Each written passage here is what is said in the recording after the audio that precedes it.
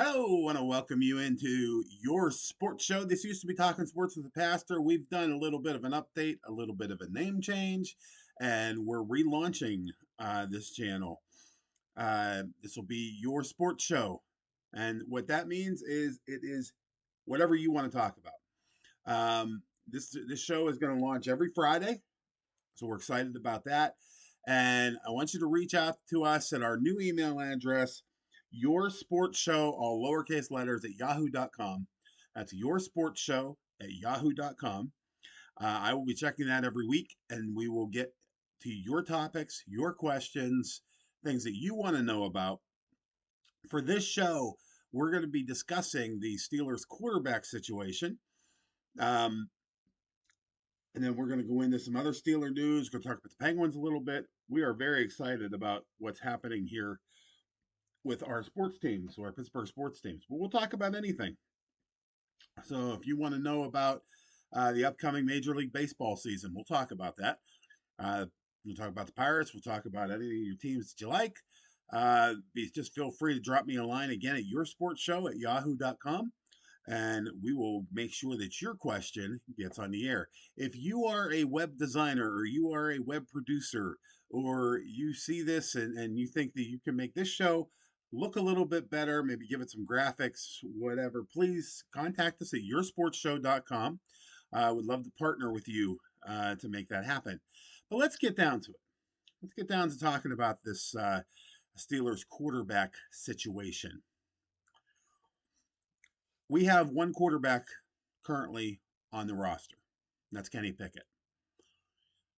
Many of you who know me know that I am a big Pitt Panthers fan, always have been. That's to say that I have enjoyed Kenny Pickett is would be just to say that yes, I have enjoyed him since he started.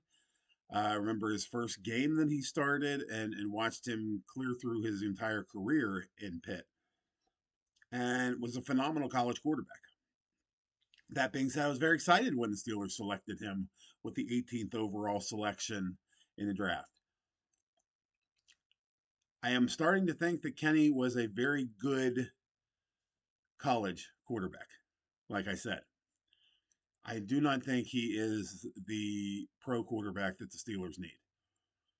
When you look at Kenny Pickett and you look at him by laying him over the rest of the AFC, I mean, just lay him over the rest of the AFC North. Joe Burrow, Lamar Jackson, Deshaun Watson. He's not in that category. He just isn't. I mean, he's in Deshaun Watson's category now because Deshaun isn't playing very well either.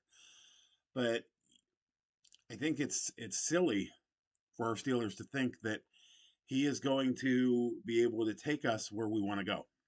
I just don't think that's going to happen. So what's the alternatives? I don't think you want to give up on Kenny yet, but I don't think you want to hand the keys to the franchise over to him.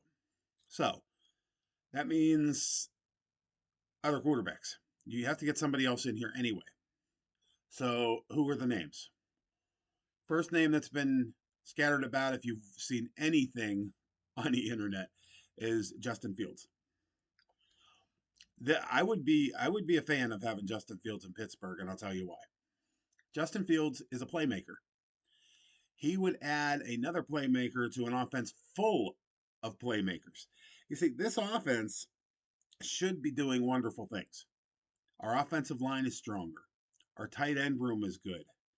Our wide receivers are good. We're going to talk about that a little bit later, though. Our running backs are wonderful.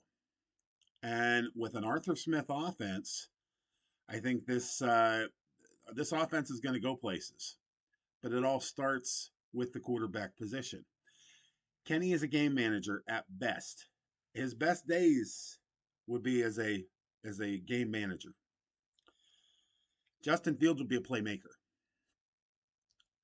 Justin Fields is starting to come into his own.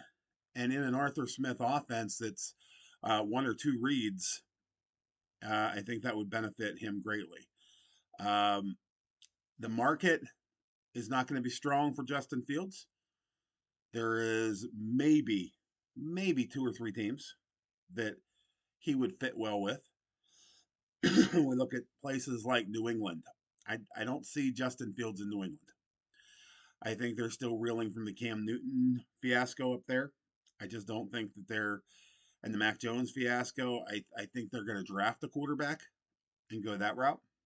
They may even go up in the draft to draft a quarterback. I could see a Bo Nix going to New England. I could see, if they wanted to jump up and grab Derek May, I could see him doing very well in New England. And you look at places like Las Vegas. Las Vegas would be a landing spot definitely for someone like Justin Fields, but I I don't think they're interested in that type of quarterback. The two teams that have been really thrown around in this conversation have been the Atlanta Falcons and the Pittsburgh Steelers. Now let's look at the Atlanta Falcons for a minute. Raheem Morris just got the head coaching job. The offense they're going to be running is a Kyle Shanahan type offense, and those type of offenses tend to like people like just thinking about free agent quarterbacks that are out there, like a Kirk Cousins. Kirk Cousins would be a nice fit in Atlanta. I don't believe he's going back to Minnesota, and I believe that he would be a great fit in that offense. I just don't think that Justin Fields going back home to the Atlanta area is something that would be beneficial to him. So I really think Pittsburgh would be a good landing spot for Justin Fields. I think that our offense would flourish with Justin Fields. I could be totally wrong. Next, um, you want to bring in a backup as well. You want to bring in somebody who knows this system. That's where I think a Ryan Tannehill comes in. Ryan Tannehill, the treads off the tires. He is no longer going to be a prolific NFL quarterback. The only way he was a prolific NFL quarterback was in Arthur Smith's offense. So he knows this offense inside and out. He could mentor, he could tutor Justin Fields and Kenny Pickett in this offense. And for those of you who say, well, you'd have two starting quarterbacks, you'd have two starting capable quarterbacks. That's not a bad thing. In the NFL today, how many? There was like 64 quarterbacks that started an NFL game last year. You need to have two quarterbacks that you can win with. And that's where I think Kenny Pickett comes in. I think Kenny Pickett is a high end backup starter that can come in and win you some games if your starter's out. So my quarterback room would look like this. It would be Justin Fields, Kenny Pickett, Ryan Tannehill. I think that would be um, an incredible quarterback room. The other quarterback that's been mentioned a great deal to our Pittsburgh Steelers is Russell Wilson. Russell Wilson's intriguing. Russell Wilson is an intriguing possibility in that we can get him for the vet minimum because of the bonehead play that Denver made on him. The Denver's bonehead play could become our really cool placement for right now. Some of the media say that Pittsburgh is in a win now mentality. Not sure I agree with that. We definitely have a lot of pieces in place. But if you're a fan like I am, I don't think anybody has thought over the last couple of years, oh, we're just a quarterback away and we're going to win a championship. Um, it just hasn't felt right. Getting rid of Matt Canada was a big deal. Was a big deal getting rid of Matt Canada. Excuse me.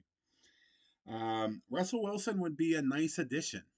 He would give a veteran leadership presence, someone who has won the Super Bowl before, um, someone who still has some tread left on the tires, someone who is looking for a fresh start. I just think it would be a wonderful mix-up. So if you're not going to go Justin Fields, I, I I would be okay with going to a Russell Wilson. Those are really the only two that I think are decent fits for this team. Um, so I could see the Steelers in the later rounds of the draft drafting a quarterback as an emergency quarterback. If they don't go this route, if they're set with going with Kenny Pickett, I think you definitely have to grab Ryan Tannehill as a backup, just as a teacher. But I think you're walking a thin line. I think you're really walking a thin line. So, and people will say, "What about Mason Rudolph? What about Mason? Bring Mason back. Mason played. Mason started. Mason looked good. Mason did this. Mason did that." I, how many years are you going to give this man? Mason Rudolph is a fine quarterback, but when Kenny Pickett got here and Mitch Trubisky was on this team, everybody had him buried under Mitch Trubisky. This is what everybody thought of Mason while, while he was here. Then all of a sudden, because of a few games last year, now he's the heir apparent. Now, Mason is what Mason is. Mason's a high end backup quarterback. Mason's not a starting quarterback in this league. He hasn't been, he won't be. He is not going to take you to the next level. End of story. I don't want to hear anything more about Mason Rudolph. In other Steelers news, at least from my perspective, when Arthur Smith was hired by the Pittsburgh Steelers, I think it set the clock on Deontay Johnson. Arthur Smith's offense is based on a, for saying this, but a Hines Ward type receiver, a physical wide receiver. Most of your wide receivers like that are bigger wide receivers, but you need somebody who's a physical presence. That's not Deontay Johnson. Deontay Johnson doesn't like to get his nose dirty. It's just not his game. There's nothing wrong with that. If that's not your game, it's not your game. But if it's not your game, then it's not. This is not the offense for you. Deontay Johnson probably right now is at his highest level of return that we could get for him. I would not be surprised on draft day to see Deontay Johnson go for as high as a second or third round pick. I think there is there's a plethora of wide receivers coming out of college that I think would be a good number three receiver in this offense. But there is a wide receiver that wants to come back to Pittsburgh. I don't know if you've heard this story yet. If you've been following on the internet, you have heard this story, but if you haven't and you're watching this for the first time, there is a wide receiver from the Cincinnati Bengals who went to the University of Pittsburgh by the name of Tyler Boyd. Tyler Boyd is a wonderful NFL wide receiver, a very physical NFL wide receiver, and he has come out on social media saying he would like to sign with the Pittsburgh Steelers. He would be an you could get rid of Deontay Johnson, bring in Tyler Boyd, have a better fit of a wide receiver for this offense, and save money at the same time. This is the essence of the no-brainer. You put Tyler Boyd on one side, George Pickens on the other side. Still not sure what you're going to do with Calvin Austin III in this offense, but you can pick up a wide receiver in the draft that I think would fit very well as a third wide receiver. A guy like maybe a Bub Means from Pitt would be a good addition. Uh, so I think that's where you go with the wide receiver room. You might pick up another wide receiver in free agency. The Allen Robinson experiment didn't work. We saw that. He will not be with Pittsburgh next year. Um, so that's kind of where I am with Deontay Johnson. I mean, he's planning on having a lock in because he wants a new contract, and that's just not going to happen in the city of Pittsburgh. So let's move on from him. He's had a rather tumultuous time here in Pittsburgh. So that's where we're at with the Steelers right now. Again, every week will be something different. We'll concentrate on different facets of the team. Talk about the running backs. We'll talk more in depth about the wide receivers, about the offensive line. We'll start looking at draft prospects, but people, there's no sense in looking at draft prospects until we go through free agency. It just isn't. All these mock drafts, forget about it. I mean, you don't know what a team's needs are until they get through free agency. Plain and simple. You can talk all you want; it doesn't mean a thing. So once we get through the meat, maybe the first week or two of free agency, we'll start talking draft. The Steelers currently own the number 20 pick in the first round of the NFL draft. Do you trade out of that spot? Do you trade up? You don't have a whole lot of assets to do that with. So you really have to be careful. There's a couple of really good offensive linemen coming up. But we'll talk about that. We'll get into that in future shows. For now, we're gonna move the hands of the clock here over to the Penguins. Penguins are in a rough spot. They are currently 8 points out of the playoffs, and we are in the final stretch run here before the end of the season. It is very possible. It is likely, as a matter of fact, that they're not going to make the playoffs again this year. They have a four-person core right now, and that is Sidney Crosby, Evgeny Malkin, Chris Letang, Eric Carlson. That's your core. That's your core. After that, you have goaltending that is adequate, and I mean, I even cringe to say that. Nedeljkovic has been okay when he's been in there, but he's looked pretty bad at times. Tristan Jarry, I just never know what I'm going to get from him. He could make a spectacular save and then look silly. So you're you're more than a player away right now. Is it time to have a fire sale? Kyle Dubas just was in the media this week talking about who might be available, who might not be available, the timing of these types of trades. Your biggest trade piece, of course, is Jake Gensel. You could bring, I think, a king's ransom back for Jake Gensel. You could get a bidding war started for Jake Gensel. But I am not sure this isn't the time to move a Chris Letang. I'm not sure it isn't the time to move. People are going to hate me for this, but move a Sidney Crosby. This is a team that needs to rebuild. It needs to tear it down and get a good young core going. I don't think there's anything that's off the table at this point for Kyle Dubas. As much as I hate to say that, I think we're nearing a total rebuild. And I think that, I mean, I've always been one, pull the trigger a year early rather than a year late. So if I were the Penguins, I would be pulling the trigger. I'd be answering every phone call right now before that trade deadline that happens the early part of March. I would be trying to get assets. They have been a team that has traded away draft picks for years and years and years and years. And it is fine. We now have to finally pay the price for that. This team is not deep. This team has very little talent past the core. So it is time to restructure. It's time to replenish the cupboard and start over again. And if you do it properly, you're looking at 3, 4, 5 years maybe. Hopefully, you can make the playoffs in that first year, but you want to start building for the future. And it's a painful process because I'm a big Sidney Crosby fan, big Evgeny Malkin fan. Love me some Chris Letang. But I don't know how much longer Chris is going to play. He is the ideal short term rental for a team trying to win the cup. He's had a lot of injuries that were almost career threatening injuries. So I think it's time to move on from Chris Letang.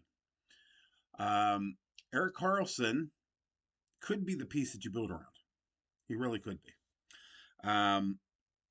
Or you might want to move him too. It depends on what you can get. It depends on what's in the pipeline. It depends on what's coming up in the draft. All the scouts know what's draftable in the future. But the Penguins need to do something. They're in a free fall right now. Their stars are playing well, but you score in a game against the Islanders where you need to have that game. You need to have that game to crawl up in the standings, and you score one goal. That's not a Pittsburgh Penguins team that I know. Pittsburgh Penguins team that I know, when they need to have a game, they're scoring 3 and 4 and 5 goals to win that game. They might be holding on the defensive end, but they're scoring goals to win that game. So that's where we're at from a Penguins standpoint. By the time this our show hits next week, we might have some Penguins news to talk about. Might have a trade to discuss. Might have some more rumors to discuss. But probably next week's show, we're going to start getting into Pirate baseball. This is the a time of eternal hope for Pirates baseball because there's been no games played. So everybody has hope. O'Neill Cruz is coming back. We're very fortunate to have the third base and shortstop side of the infield ready to go. We have probably the strongest shortstop third base side of the infield in the major leagues right now. That's not been easy to say from a Pirates perspective. But if you look at offensively and defensively, Key Brian Hayes and O'Neill Cruz, I don't know who has a better left side of the infield. So we'll talk a little bit more about that. Pitching staff, we're going to talk about Paul Scanes. Is Paul Scanes ready to come up? He's pitching in Altoona right now, but he's invited to spring training in Bradenton. Is he ready to start? Do we need to hold him back a little bit? Maybe bring him up in June or July. We'll talk about that. The rest of the rotation, I mean, it's a little sketchy. I'm gonna be honest with you. I'm not impressed. Aroldis Chapman, I think, is going to be a great setup man. Look forward to our bullpen. Our bullpen looks like it's going to be strong. Aroldis Chapman and Bednar. If this team can get a lead, and we end up in the 7th, 8th, 9th inning with a lead, I think we're going to win a lot of games. But we have to get that lead. And, we have some holes. Catcher spot, I'm anxious to see what our new catcher looks like. He's a little past his prime, but that's kind of where the Pirates usually go, is a little past your prime. So lots to talk about with the Pirates coming up. They're in Bradenton right now. They're kicking off spring training. They're smacking the gloves and getting things ready to go down there. I'm hoping to be watching a lot of spring training baseball on the TV. This is a small channel. I don't get paid to go to spring training. I don't get paid to go to the NFL Combine, the Senior Bowls. I'm watching it just like you are on TV. But I'm excited to be back with you. Our home office is in Smethport, Pennsylvania, right outside of the Bradford area. Well, we're excited to be back with you. It's been a tumultuous couple of years since we were on the air, but we're ready. We're ready, and we're back, and we're better than ever with your sports show. This is your sports show. We can talk about anything you want to talk about. Again, look online at yoursportshow@yahoo.com to email us. I'm going to be posting a teaser on Facebook to get you over to this YouTube channel. Please subscribe to this YouTube channel, and turn on your notifications so you know when we drop new videos. And tell your friends about it, because I'm Pastor Len. I love sports. I've loved sports for all my life. Have an opinion on sports, and have seen a lot of things in my life. So I'm just a regular guy talking sports. Would love to chat with you about it. Would love to take this channel to new heights. So again, if you are a web designer, if you are a producer of any kind of web shows, and you're around this area, please hit me up on yoursportsshow@yahoo.com and let me know what we can do to improve the show. We're going to be looking at maybe different backgrounds, graphic packages, stuff like that to make this show even better.